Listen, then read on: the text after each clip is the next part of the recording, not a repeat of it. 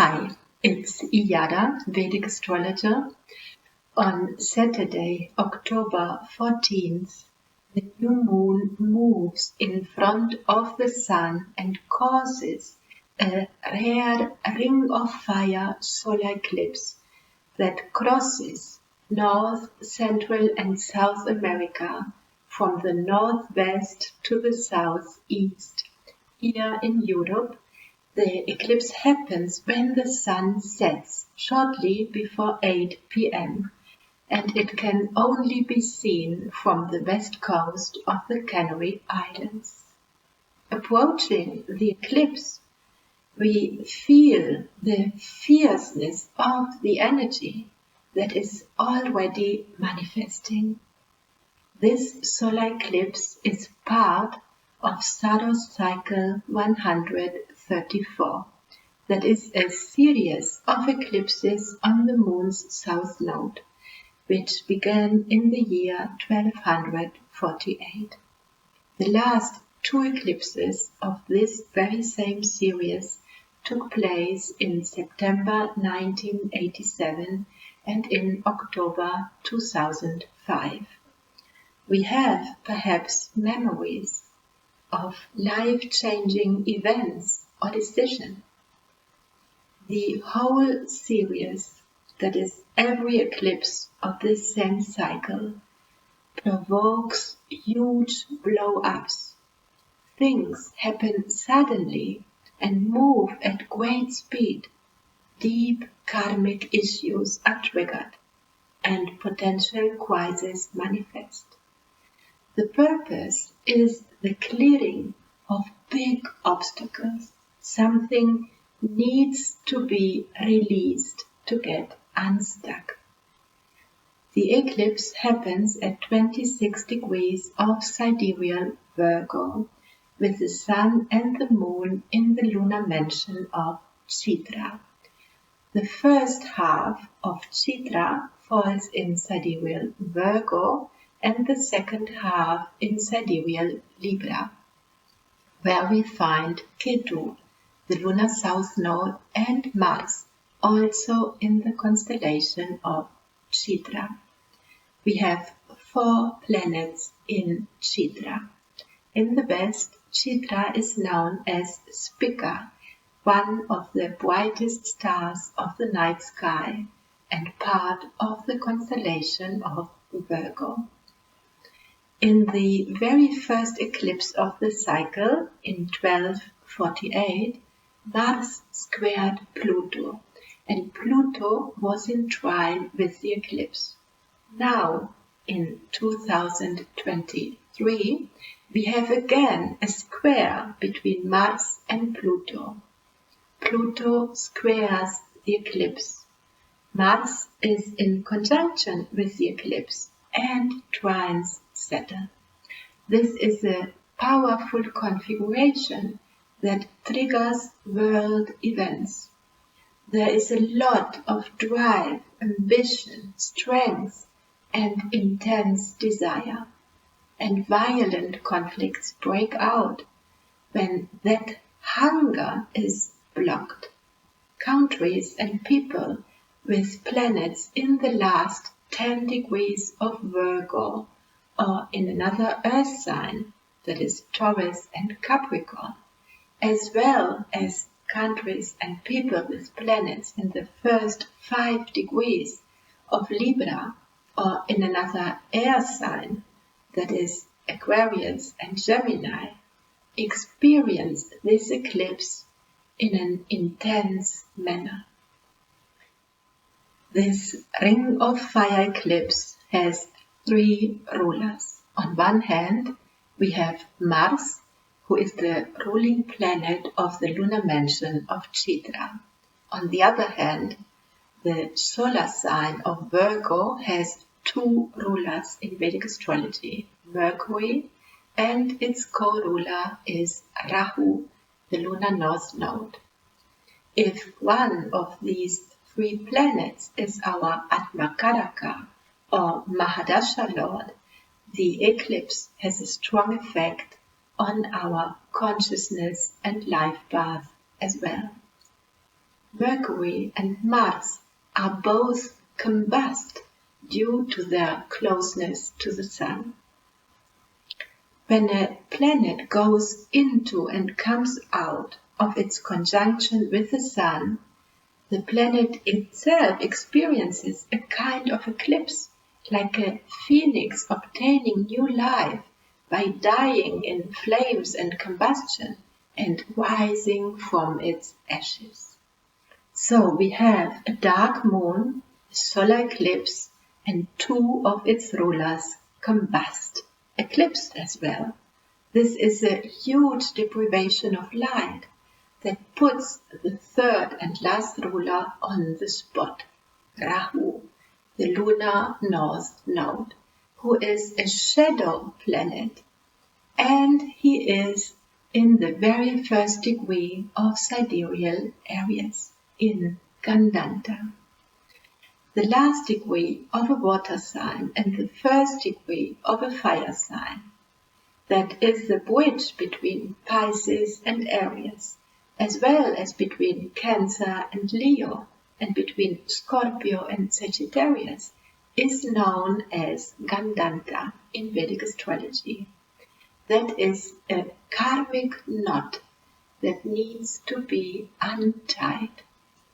Clearly, this eclipse brings much darkness, confusion, uncertainty, and a lot of edginess. Nevertheless, due to its configuration and Rahu's Gandanta position, stuck energy cannot remain, but must be removed or transformed by us or by force.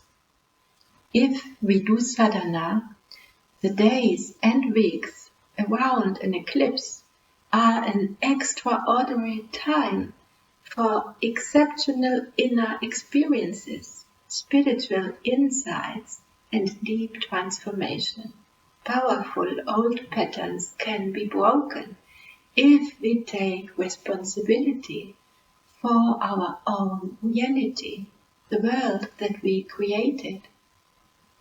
This eclipse is the starting point of Navaratri, a festival that during 9 divine nights worships Goddess Durga in her different incarnations, that is, the mother goddesses, who are the ultimate source of all powers in the cosmos. Navaratri marks the occasion when the Divine Mother killed the demon Mahishasura, who had oppressed all the gods in heaven. The goddess defeated all the evil forces in the universe, which were personified as demons. Every year, the celebration of Navaratri celebrates that victory of the light over darkness. We cannot vanquish darkness by running from it, and we cannot conquer our inner demons by eclipsing them from our consciousness or hiding them from the world. We must bring the darkness into the light and look at it. Then transformation can happen. Goddess Durga is a force of purification, and purification is an important theme of Virgo and of this eclipse. Virgo relates to the Mother Goddess, who feeds us, serves the world, and is an endless source of healing. But do we feel worthy of her blessings? Can we tune into her frequency?